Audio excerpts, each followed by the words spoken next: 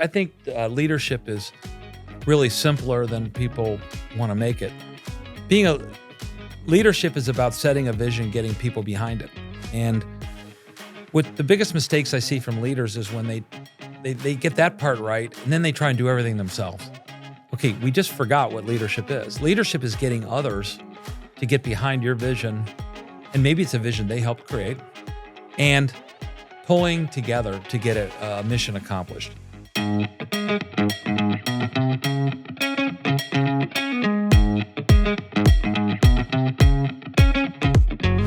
Welcome to Off the Record, a podcast featuring leaders on IBJ Media's Indiana 250 list. I'm Nate Feltman, CEO of IBJ Media, which publishes the Indiana 250, a list of the most influential business people in Indiana. Today I'm joined by Bob Hicks, Chairman and Managing Partner of the law firm Taft, one of the largest firms in Indiana and in the country. Bob grew up in Indianapolis and graduated from Butler University with a degree in business and accounting and a minor in journalism. He went to law school at William & Mary and started his career with Arthur Anderson as a tax accountant. But a legal career beckoned, and he joined the firm Summer & Barnard, an old name in Indianapolis legal circles that disappeared when the firm merged with Taft back in 2008. Bob's practice is focused on complex business and commercial matters, including venture capital transactions, mergers and acquisitions, structured financing, and business advisory services.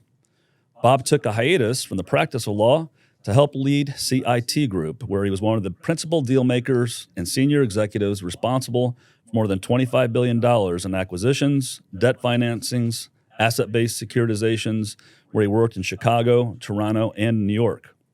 He also managed a venture capital and private equity portfolio of approximately $100 million for CIT Group, and ultimately led its largest portfolio company, RealMed Corporation, an Indianapolis-based provider of healthcare software. Since 2017, Bob has been Taft's chairman and managing partner, and has been leading the growth of the firm, including mergers in Minneapolis, Detroit, and most recently, Taft's merger with Denver-based Sherman & Howard, whose 8 offices and 125 lawyers will join Taft on January 1st of next year. Bob's list of accolades as a lawyer is a mile long, but Taft's culture is also important to Bob. Giving back, either through the support of charities or pro bono work, is a big part of Taft's culture, and Bob has been involved over the years as a board member for Carmel's Center for the Performing Arts and as a member of the President's Roundtable for the United Way of Central Indiana. Bob, welcome to Off the Record podcast. Thanks so much for being with me today. Thank you, Nate. It's great to be here. Well, I can't wait to talk about Taft's growth and all that's happened since you've been chairman and managing partner of the firm. But before we go down that road, let's talk a bit about your path to becoming a leader of one of the largest law firms. And that path included a first job that we share in common, which is a paperboy. What a great job. I mean, probably taught me more about being a partner in a law firm than anything else I've ever done. You probably feel the same way. Teaches you a little bit about accountability and showing up every day and responsibility, right?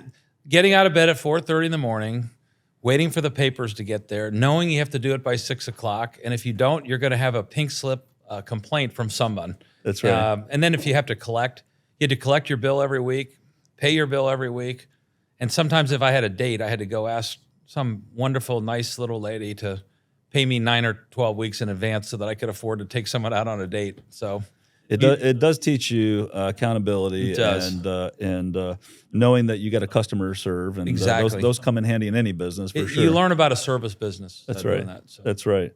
So you go to Butler and you start out as a music and radio TV major before switching to accounting. That's a big difference between accounting and music, radio, and TV.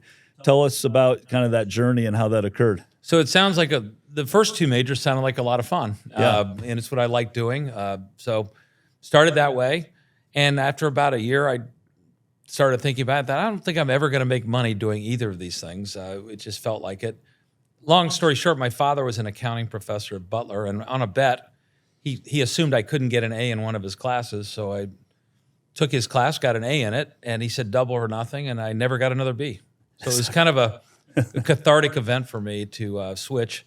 And accounting ended up being a very intellectually stimulating business. It may not sound that way, but it's very logical. It's very problem solving. It's got some math. Everybody thinks it's about math, but it's really about taking a set of facts and applying them to rules and reaching a conclusion, which is what law school really was. So it was a great pre-law, as it turned out. My CFO told me today that she had your dad at Butler as her accounting professor. Well, that's great. Yeah. Small I world. run into people all the time that he's really influenced and had a big part of their accounting career. So it's fun to hear. Yeah. So you joined Arthur Andersen while you're still in college, if I've got this right. Correct. And you take the CPA exam your senior year before you're getting ready to graduate. So you're working and you're taking the CPA exam while you're getting ready to graduate. I figured it was the only chance I was ever going to have to take the exam because I was starting law school and I just knew myself well enough to think, well, if I end up being a lawyer, I'm not going to ever go back and take the exam. So I thought I'd never know it better than I do right now. Let's take it. And that's a situation. My father wouldn't speak to me for a month after that. He said, you had to have flunked it. So why'd you even do it? Turned out I got lucky and passed it. And it was true. I never probably would have gone back and taken it. So it was good to do. And that's a pretty rare feat. I had a lot of friends who took the CPA exam shortly after college, and most of them didn't pass the whole exam. You passed sections. Yeah, usually you tried to pass two parts. But you did it on the first try, which is I kind awesome. of necessity is the mother of invention. I knew I had to pass it, or I was never going to take it again. So it was also fresh in my mind, So I think it helped. So you decide to pivot to law. What point in your college career did you decide that you were going to go to law school? That was also late game. I think about a year or two into the accounting major, I said, why not be a lawyer? My brother was out at William & Mary as having gone to Ernst & Young, then Ernst & Winnie. He had the same degree from Butler. He was out getting his law degree. And, I thought, this pattern actually looks pretty good, and I decided to do the exact same thing. And my dad had gotten his law degree with an accounting degree. And so, you do play copycat a little bit, especially if you're not really sure what you want to do out of life. I just knew I liked the analytics of accounting. I liked tax. And I thought law school made sense. Yeah. So you're practicing law for about 10 years or so, Correct. And you decide to take a hiatus from the practice of law and go to work for a group called CIT, which is at that time was one of the largest publicly owned leasing companies in the country. Tell us about how that move came about. So it kind of, I was in the middle of representing a company called Newcourt Credit Group out of Toronto, and they were buying Anthem Financial from Anthem right here in Indianapolis. So I became their primary outside counsel. And about 2 weeks into that transaction, the CEO and the president flew down to Indianapolis and offered me a job to be their, initially to be their U.S. general counsel, but to ultimately run their U.S. businesses, which was sort of a dream job, maybe a job of a lifetime for me. They doubled my salary. They gave me a bunch of equity. They said the only challenge is now you have to finish this deal. So we finished the deal, and they said the beauty is we're going to be headquartered right here in Indianapolis in the same building you're in. I thought, well, how great is this? I had a young family, and I took the head fake, and literally 2 months later, after I had joined them in August of '96, they decided to move me to Toronto. So I don't know if they knew that when they offered me the job, but it didn't matter. I was all in at that point. Yeah. So then we just kept growing. I was employee about number 400, and 3 years later, we had 8,500 employees. So I'm sort of used to this torrid growth pace that you now see at Taft. But we were it was a young company. It's called Newcourt, and then we then moved out to New Jersey when we bought AT&T Capital from AT&T, and then we ultimately merged into CIT Group, and then ultimately we were sold to Tyco. Yeah. And I was a senior officer all the way through that at the table, and it was fun. And I learned a ton about business, and I learned about what not to do as a lawyer, and I saw everything. It was kind of a fun. I think every lawyer, if you could magically step out of your shoes for a little bit, go on the other side, and hear how silly some of us sound by always telling clients what they can't do, or that's right. all the downside, and they go, yeah, but I don't really care. I want to know what I can do. Yeah, and that's what I learned. So. Well, not many business lawyers. I'm as you know, a fellow business lawyer. But not many get the opportunity to go and run a business, to be in the top executive, and then go back and practice law and have that vantage point. Correct. So that's an important distinguishing factor. I'm sure that's been helpful to you. It has, and I've seen it a few times. Normally it doesn't work because normally when you go into one of the in-house jobs, you stayed as a lawyer. Yeah. And you also, so you didn't necessarily maybe have the same mindset as I developed over time. I really ultimately became head of corporate development, which is really a deal doer, the head of their M&A, head of their joint ventures. And I had a business mindset about how to get deals done. It was just beat into my head because Wall Street forced that on us. Yeah. Coming back with that mindset, I think, is helpful. But secondly, we rolled up our sleeves and worked the whole time I was at the other company. And many times people go in-house and they do it to lighten their load and maybe have a more predictable lifestyle. So coming back and being a partner in a law firm after that puts you back in the sort of the deep end of the pool as far as working hard and crazy hours. And so it doesn't always translate well. Mine seemed like a vacation when I left there and came back to practice law. It was not quite a vacation, but it was a little less of a load than I even had when I was at So CIT. you were gone from city of Indianapolis for about 5 years? Or I was gone 4 for years? almost 6 years. 6 Yeah. years. So, and did you know that you were going to come back to Indianapolis eventually, or was that a for sure? Or? so I kept my house here, which was a stabilizing factor in that decision. My heart was here. Indianapolis is where I grew up. My family was here. And so I kind of always knew I wanted to come back here. I never quite knew where the Wall Street thing was going to take me, though. You know, I would have gone where I needed to. But ultimately, I figured I would be back here at some point. Yeah. So you come back to Summer & Barnard, which then merges with Taft Correct. in 2008. And you were managing partner at the time of the merger at Summer & Barnard, correct? Well, none of us ever would accept the title, as none of us wanted to be called managing partner. I think if you asked anybody who the managing partner was, it probably was me, mostly because I was our main finance partner and I was sort of the strategic You were the deal thinker. guy from CIT. Correct. Doing deals, yeah. But none of us really wanted to call ourselves managing partner. There was a 3 or 4 person executive committee that we really decided things, and we got the consensus. When you're a small firm, you really need to get the consensus of all your partners, and we were very much that way. So I would say I think most people would say I was the managing partner, even though I never had the title. Yeah. Yeah. So in 2017, then fast forward, Summer & Barnard merges with Taft. In 2017, you begin your service as the firm-wide Correct. managing partner of Taft. And as you kind of referenced earlier, since that time, Taft has really been on a growth tear. I know there were some acquisitions that occurred before you were there, but certainly since you've been there, the mergers with law firms has really continued. And now, when you started, you had 400 lawyers. Fast forward 7-8 years now, and you've just passed the 1,000 attorney mark, and revenues are up over 400% over that period. Talk a little bit about Taft's growth strategy and why that kind of growth made a lot of sense for Taft and its Absolutely. clients. So you got to go all the way back to the May 1 of 2008 when Summer Barnard merged with Taft. That was sort of the birth of modern Taft. We called it New Taft. We were about 1/3 of the firm. 2/3 of the firm was in Ohio. But we looked at it, on average, our partners were 13 years younger than the Taft partners. And we sort of became the start of the succession plan. And I got to hand it to the prior leadership of old Taft. They wanted to really get outside of Ohio and become a regionally dominant firm. And that we knew that would take a while. We knew we had to get to Chicago. And there was a real push to be more than just a single city firm. There was a push to get bigger so you could build better practice groups. You couldn't just cast your net over one pond and get the talent you needed for each of your practice groups. A good example was Summer & Barnard was lucky to have 1 or 2 tax lawyers. And today, as Taft, with where we are, we have about 45 federal income tax lawyers. And it feeds on itself, but it's because we're in 9 or 10 markets, with major offices, we're able to draw 4 or 5 of those in each market. And we couldn't take any one of our markets and build the kind of tax department we've been able to build. So that's why we started to do it in 2008. And we knew we couldn't stop. And we wanted to have a policy, which was the rule of reason, i.e. common sense on virtually everything.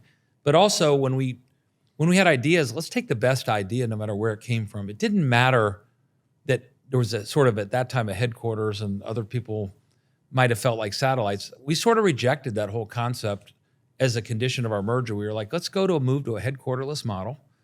Let's go to wherever the best idea is generated wins. And let's quit worrying about who's in charge and just go win. And that's what we started to do. And it takes a while to get the momentum from that.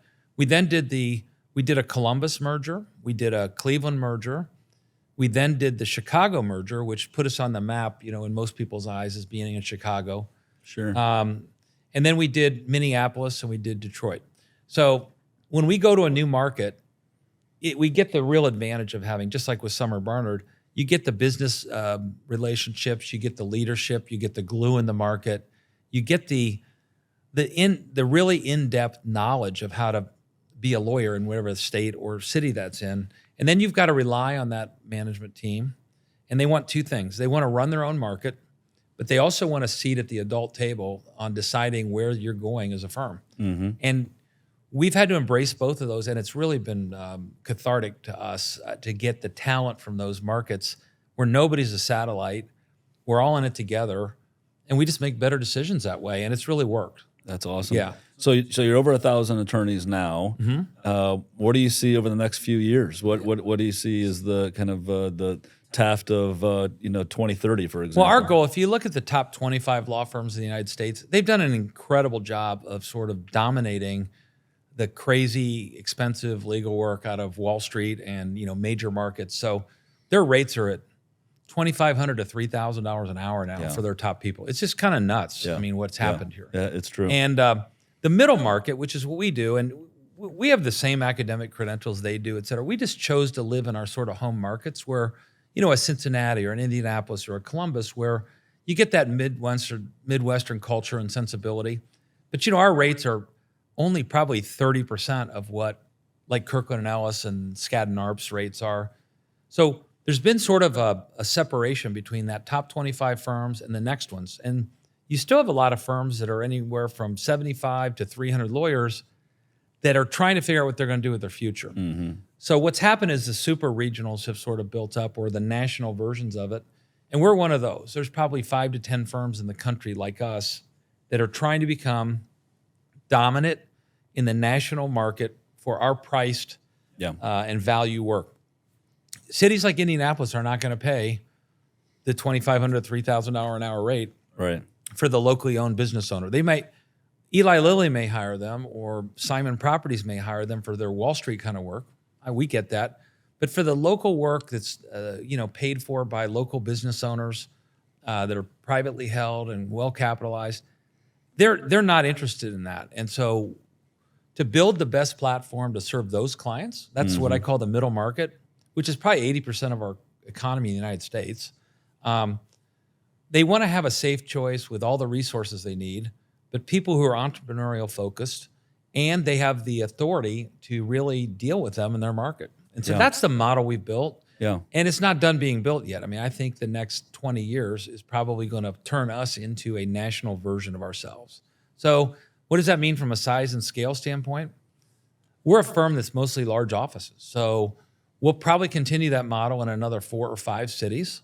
And then we'll probably fill in where needed, where it's strategic. But we don't feel compelled to be in every market, in every town. Yeah. We love cities like Indianapolis or Minneapolis or Cincinnati and Columbus because it fits us and it fits our clients. And so we'll keep doing that. That's why Denver and Phoenix fit so well. You'll see a Salt Lake City probably start to become very popular in the Mountain West for businesses that have the California flight. Denver's been a great recipient of that. So has Phoenix. So is Austin, Texas. Yeah. So you look at cities like that, and they fit us really well. We're also going to have to be in Florida.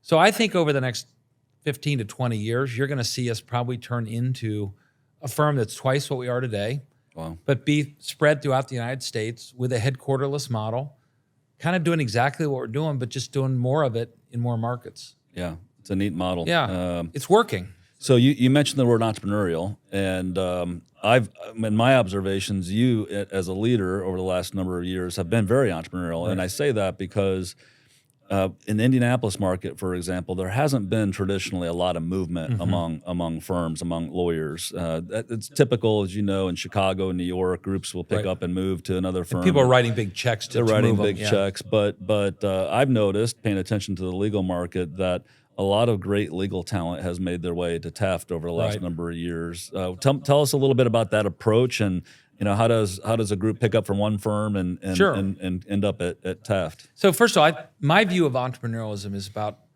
calculated risk. I mean, it's about taking it's never being complacent and letting good be the enemy of great.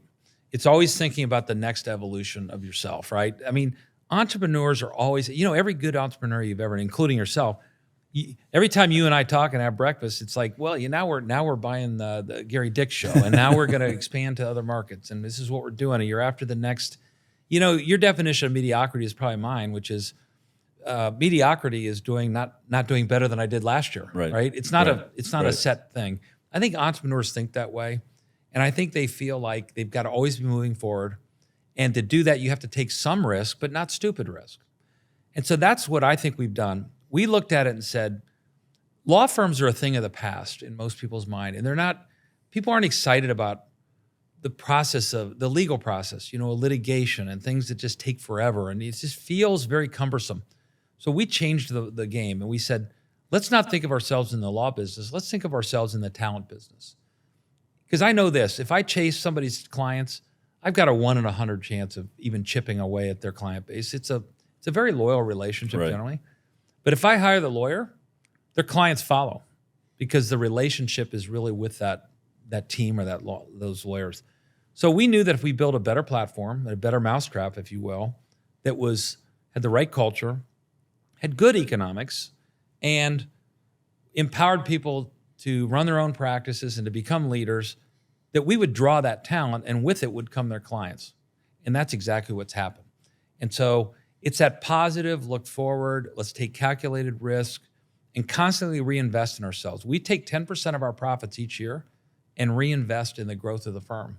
And what's happening now is our decisions from 2 and 3 years ago are producing profits today, and we're using those profits to keep growing. So this year we've hired, I think it's like 65 new lawyers this year outside of our mergers. Wow. And many of them are leaving other firms who are saying, my current firm doesn't have a strategic plan. They're not investing in us. They're just trying to maximize current profits. They haven't thought about AI. They're not doing what we do, where we have 50% of our leadership positions for women. Mm-hmm. And we've invested in DEI. And those are the kind of things when you're in the talent business you think about. And when you're in the law business, all you're thinking about is moving the pot from the left side of the desk to the right side of the desk and solving business. We got to do that too, but we've got to do it in a way that's drawing the next talent to our firm. So that's kind of been our secret sauce. Yeah. Well, your deal making experience from your CIT days, it feels like is certainly in development business certainly coming into action. I think that's true. I think the best compliment I ever get, and I don't get that many of them. No, the best compliment I ever get is when somebody says, "Prove to me you have a law degree." And most lawyers would be insulted by that. Right. I'm actually excited about it. I go, my client understands that I'm actually thinking like he is or she is, as opposed to sort of almost creating animosity because the most lawyers are in the risk prevention business. I'm in the risk management business. That's right. And so I think they understand that. But there's a lot of good business lawyers out there that actually do have that mindset. They don't maybe have my experience of having done it on the other side and come back, but I do think it is a mindset issue. It's not an intellect issue. Sure. There's a lot of smart lawyers, and it's just a question of how you focus your brain to say, is this mindset going to be solving their problem from a business perspective, or am I going to put myself in the box of just being a lawyer and telling them what the risk is and saying, now you decide? That's right. Well, before we take a quick break, Sure. I want to ask you about the legal merger business. Our readers and our listeners constantly are hearing about law firms merging and so forth. What is the forces that are driving law firms to, like yours, to get bigger and to have more economies of scale? What are the forces within the law practice? So I think there's probably, if I could count them up, there's probably three. Number one, I would say this. Lawyers with big practices need a bigger platform to have the resources to serve all the needs of their clients. Somebody with a $10 million practice, I'll just make up a number here, they're probably not going to a small firm because they're worried they don't have a big enough IP group or tax group, et cetera. Mm-hmm. So I think number one is in the talent business, when you're looking for those kinds of practices, you need to provide them those resources. And there's only one way to do it. You have to have the scale to be able to draw from different markets, like I said. And then secondly, it creates a balance sheet for you to be able to invest in those resources. So that's sort of maybe first and foremost. To draw the kind of talent you want, you've got to get bigger to get the resources. Secondly, just focusing on the practice areas. There's just not enough legal talent in each of the markets that you could build a complete practice group that would serve the entire firm. So for example, even if I was in Chicago, there's plenty of tax lawyers there, but they're not all going to come to one firm. They're going to look at it and go, well, we'll spread around. So when I can build a department by having strategically placed markets where I can draw, again, 3 to 5 people in a market. They're a little nucleus, and then they cross over really well with the others. Mm-hmm. So building practice groups really almost required of necessity, both growth, but growth not all in one market. So that's the second. The third thing is the expensive resources like going to the cloud, investing in AI, investing in DEI, investing in the training and development of young associates today. It's different than when you were a young associate at one of your firms or I was a young associate. Back then it was throw you in the deep end of the pool and see who can swim. Today, associates want to have formal training programs. They want to have formal mentorship. They want to have a path to partnership or a path to moving forward. And they need what's called professional development groups. We invest in 5 different ex-lawyers that were associate deans in law schools and created a professional development group.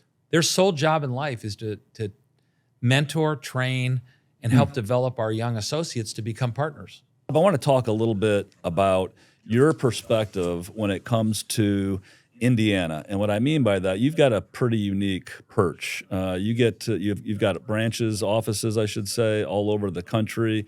Taft was initially formed as an Ohio firm, so you've, of course, got a major presence in Ohio, but you now have presence in Minnesota and Michigan, Chicago, Illinois, now out west in different locations.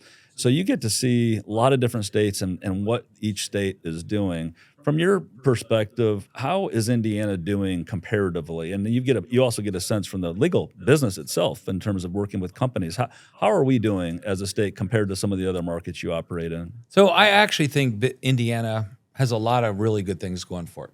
We have great people. I think we have a great moral compass as a culture here. I think people are generally, they have the Midwestern sensibility, and there's an integrity that's sort of pervasive in my mind. That's at least how I feel about it. I feel like our tax structure is reasonable. Of course, you now have 8 or 9 states in the country that have no taxes. I'm not really sure what all they're doing to replace it. You have to be careful when you look at somebody who has no income tax, say, well, how are they getting me? Or what else is going on? So there's more to it than that, right? But I think our tax structure is a reasonable one. Is it perfect? I'm not know if I'm smart enough to say that, but I think we run a very, very good balanced budget with we've built deficits. I go back to Mitch Daniels and subsequent, and lots of good governors we've had and good leaders. Mm-hmm. We've had good business leaders, certainly in central Indiana. I think the LEAP project we're doing is very interesting, and I'm excited to see it because I love us I love seeing us investing in the future as opposed to old technologies.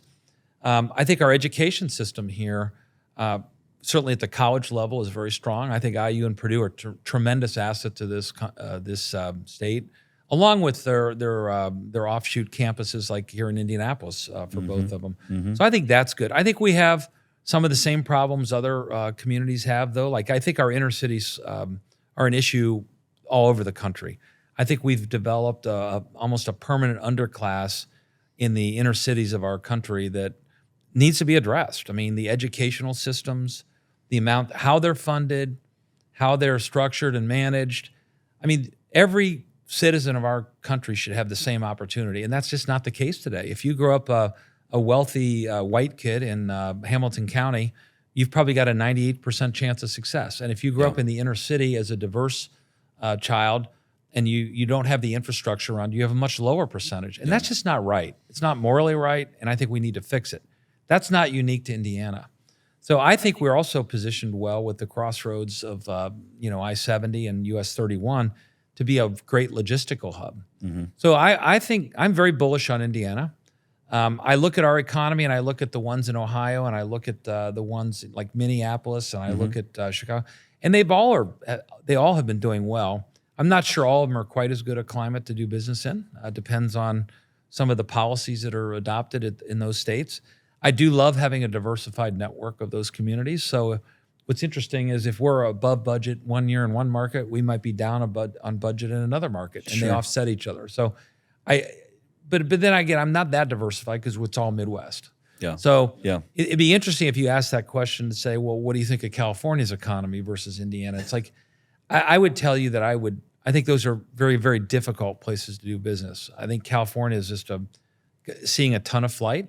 Mm-hmm. A lot of my clients have left there as a result of state income tax issues, policies that happen from the government at times, fires, et cetera. And I think we're immune from a lot of those things. I'd like us to be more focused on business, treasury, and balanced budgets than all the social issues that we have. I mean, I got a Mitch Daniels. I'm a bit of a sycophant for his policies and how he ran the government. I know you are too. Yeah. I just think I don't care if you're right wing or left wing. I'd like to see most of those things stay out of government, and I'd like government to focus on what it should focus on. And Indiana tries very, very well to do the economic side of it, et cetera. But I do think sometimes it can be an impediment to bringing business in if you're too restrictive or you're too liberal on the social policies. And I just wonder why it has to be so forefront in both state governments as well as the federal government. Yeah. So I want to turn back to running a big law firm. Mm-hmm. So Taft is not quite to $1 billion in revenue, but you're on your way there, and with 1,000 attorneys and part of the AmLaw 100. How has law running a firm of that size? How has that changed? What does it take today to lead a firm of that size through the ups and downs in the markets and the economy, and et cetera? So I think leadership is really simpler than people want to make it. Leadership is about setting a vision, getting people behind it. And what the biggest mistakes I see from leaders is when they get that part right, and then they try and do everything themselves. Okay, we just forgot what leadership is. Leadership is getting others to get behind your vision, and maybe it's a vision they helped create, and pulling together to get a mission accomplished. When I became managing partner, we were accused of, by most partners, and I think it was accurate, that there was 2 or 3 of us that made all the decisions. And one of the first things I changed was to say, it's going to take a village. It's going to take 75 of us to transform this law firm into the modern law firm. And it came from all walks of the firm. I mean, it was like from every market. And the senior staff took on a much more active role. The non-lawyers needed to be empowered to run the day-to-day of the law firm so that we could focus on strategic, directional things. And you needed to have a lot younger group of people at the table. So first thing we did is I reduced the average age on all the committees by almost 15 years. I started having 30-some-year-old people on the executive committee, which is our board of directors. We started having, I came out and said, I want 50% of our leadership positions to be women. I want diverse people on every committee, and I want some of our leaders, the right ones in the right places to have a seat at the table and be leaders in that group as well. So I think we have 68% of our executive committee today is female or racially, ethnically diverse people. So a lot of things changed there. Yeah. And it's just hearing the different viewpoints and having that village that helps you get it done. I don't think a big law firm today can be autocratic. I think the more you try and make it autocratic and efficient, you take away that entrepreneurial spirit. And you need to empower each of your markets to be able to make decisions with a fall forward mentality. So it's not failing that we're going to criticize. It's not learning from failing that we criticize. And so we say fall forward. If you have a failure, just fall forward so that the next time that's behind us and we're going on to the next thing. Because if you're taking risks, you'll have some failures. Yeah. So I think it's all those things. It's empowering. It's creating a culture of inclusiveness. It's listening to people's views, but then making a decision. They actually don't really want to make the decision most of the times. They actually just want their view heard so that the right decision gets made. And I think that's what leadership is. So I don't think it's that much harder. Actually, in some ways, it's easier to run a 1,000-lawyer firm than it was a 300-lawyer firm because they have all the resources now. Right. Yeah. So you just described some of your leadership style. did you have mentors that helped you come to those ideas, or how did you come up with your leadership style? That's a great question. You know, I've often thought, who is my mentor? And then I realized it's not any one thing in any one person. There are some people, and I know you've had some great mentors, and you probably could point to 3 or 4 of them that just completely influenced your life. I could probably point to 20. And I've just taken a little piece that I've learned from all those different people, including people that work for me. So it's just weird. My definition of mentorship is a little different than most others. I'm not usually looking for that secret sauce of one mentor. I'm usually looking for, like, you know, you learn your integrity. Where do you learn your integrity from? Well, I can tell you Jim Summer at Summer Barnard was as high of an integrity person as you'll ever meet. I just used to call him my law father, but it was mostly what I learned from him was integrity. And, you know, then you learn what not to do from some people, and you learn how to lead others and how to diffuse situations from a personality standpoint. And I mean, I learned from my senior staff that work for me. I always think, well, that was a clever way to diffuse that situation. And would I have handled it the same way? So I think mentorship is really sort of internal for me by observing what works and doesn't work for others. And it's just more of a learning process than it is any one person. Yeah. But certainly I've had a lot of good influencers in my life that are, including my high school coaches and my high school music teacher, and, you know, different people who've influenced different parts of me. Sure. That's neat. So you mentioned earlier AI, and I'm curious from your perspective how you believe AI could change, if at all, the practice of law, or even, you know, law firms in general. What do you see AI's impact on law? So first of all, I'm not a tech guy. I see tech.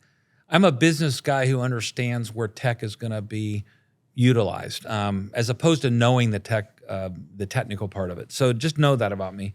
I view AI, and I think, first of all, we've committed to AI through a client innovation office, and we have an entire group that does, I won't say they do nothing but one of their primary missions is to study new technologies, new innovations, et cetera. And of course, AI is at the forefront of all that today. And right now, AI, in my mind, is not ready for prime time when it comes to complete solutions. I find a lot of partial solutions where it's a product company and it's not fully tested, but it's not a complete solution yet. And, you know, we see that in a technology cycle. Everything we've ever done is that it evolves through that. I think AI is going to be a great technology tool, and the law firms that embrace it as a tool to help them deliver a more efficient, better solution for their clients will win. Those that fear it and fight it will get cannibalized. It's just that simple to me. And I think it's going to eliminate a lot of the mundane tasks that don't need to be done by human beings. I mean, how many times do you have to stamp out a document that says the same thing before you realize that a robot could do it, or in this case, AI could do it, and then think about through a computer algorithm, you know, is there a more efficient way to get it done, or are words missing that shouldn't be there, et cetera? I mean, it's actually a really great tool. Helpful tool, It'll never take away the high-end, nuanced thinking of a human being. I think people just are paranoid about that, and they don't have a reason to be. I think it's also dangerous.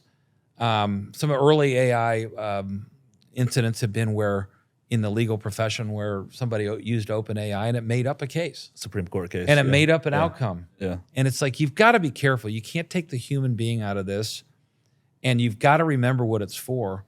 But again, we need to embrace it. I mean, I remember when email, people were so nervous about email, but email revolutionized the way we practice law. I mean, business, really. Business, too. I mean, can you imagine without email today? No. And how about this? Imagine your life without Zoom today. When did Zoom revolutionize?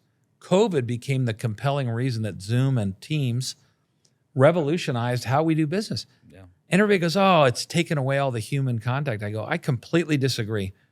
From 1995 until 2020, when I would do a merger and acquisition deal, we would do email and then get out 800 numbers. I never met the other lawyers. There was times you'd get done with a deal, you couldn't remember their name. Yeah. Today, I get on Zoom with them. We get to know each other.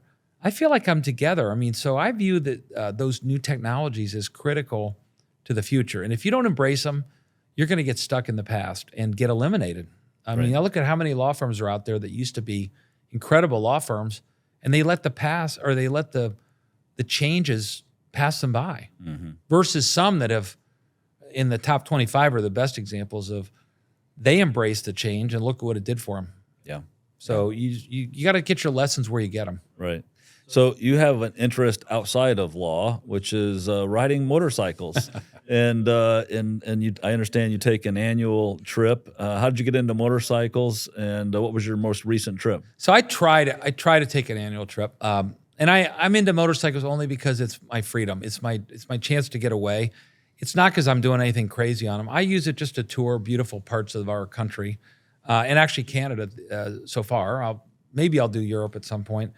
I've probably taken a total of 8 or 10 big trips. Funny, I bought my first motorcycle when I was a first-year law student and taught myself to ride, and I've probably put 200,000 miles under my belt on motorcycles. My most recent trip was 3 weeks ago. I did a 5,400-mile trip by myself. I left Indianapolis. I went through upstate New York, Vermont, New Hampshire, Maine, took a ferry over to Nova Scotia. Then I went up, did the coastline in Prince Edward Island, came down through New Brunswick, over through Quebec, and was almost 12 hours northeast of Montreal, and then I worked my way back. Stayed my last night in Lake Placid, and my favorite thing to say about that was I woke up in August, almost Labor Day. It was 48 degrees in Lake Placid. I had my long johns on and 2 or 3 coats, and by the time I got to Columbus, Ohio that evening, on the way home to Indianapolis, it was 93 degrees. So wow. I thought that was a pretty big variation. Yes. And you see, that's what I like about the motorcycle. It's just a sense of freedom, and it's, but I'm not nutty on it or anything. Like some guys are, they race and they do that whole. That's not me. I've been to Zion National Park and Bryce Canyon and the Navajo Reservation and the Grand Canyon, the Mojave Desert, Wyoming, Yellowstone, Montana. It's just. I can picture every one of those places, and it's beautiful. That's neat. Yeah. Neat hobby. Yeah. Well, Bob, we've made it to Off the Record Speed Round, where I ask you a series of questions, and you try to give me as succinct of an answer as you can. Okay. You can go on a little bit if you need to. Okay. So first one, favorite movie? I thought about this one. I think I would say Godfather 1 and 2 together. That to me is maybe an epitome. Apollo 13 gets close. Shawshank gets close. But I think Godfather 1 and 2. Good ones. Favorite place to vacation? Funny, I've been to a lot of beautiful places, and they're great. My favorite times, though, have been Destin, Florida, when I rent a beach house for the whole family, and we just get together and hang out and do nothing else. Neat. So it's certainly not the most elaborate place, but it's my favorite Family time. Yeah. Favorite musical artist? I'd have to say Billy Joel. Just throughout my life, I would say he's probably the most impactful artist I've seen. What's the first thing you do in the morning? I'll say the second thing because now I'm 63 years old. I won't say the first thing. I get up and read. I mean, I'm a reader, and I'm either reading my phone and my emails, or I'm another chapter in the book or whatever. But I'm a reader. Well, speaking of reading, what's the last book that you read?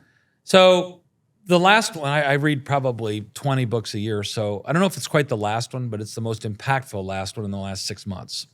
Ian Toll, who's a Naval Academy professor, wrote the Pacific War trilogy, which I thought was just unbelievable, because they say truth is funnier or better than fiction sometimes. Mm-hmm. This reads like fiction, but the characters of the Pacific War with Nimitz and Roosevelt and everything, it's just fascinating. I know you like history too, but this is a great book. The trilogy, it's a long one, but it's great. Good. What food can you not live without? Salad bars. I love them. Best advice you ever received? Never give up. Pacers or Colts, or maybe I didn't even name your favorite team. I would say both of those teams have equal footing with me, but those would be my favorite team. Yeah. Well, Bob, thank you so much for joining us on the Thank you. Indiana 250 podcast. It's been great to hear your insights and exciting growth story of Taft. And look forward to seeing you continue to grow. Thank you. And congratulations on all you've done here at the IBJ. I'd be remiss not to talk about how exciting that's been to see you. So, thank you so much, Bob. Good to be with you. Thanks. To learn more about other leaders on IBJ Media's Indiana 250 list, go to indiana250.com and look for a Page 2 feature each week in IBJ. We'll be back with the new Indiana 250 Off the Record conversation soon.